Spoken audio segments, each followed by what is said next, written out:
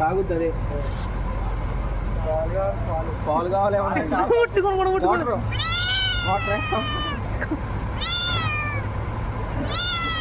ఒళ్ళు బాగుంటుంది ఇంకొకసారి మీ అంటే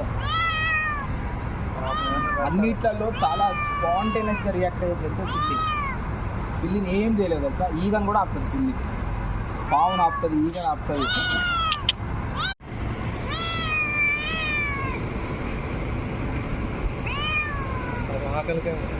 ఆకలికే మరి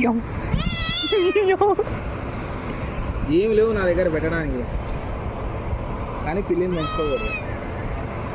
నేను చూడు కొంతమంది పెంచుతారా ఎందుకు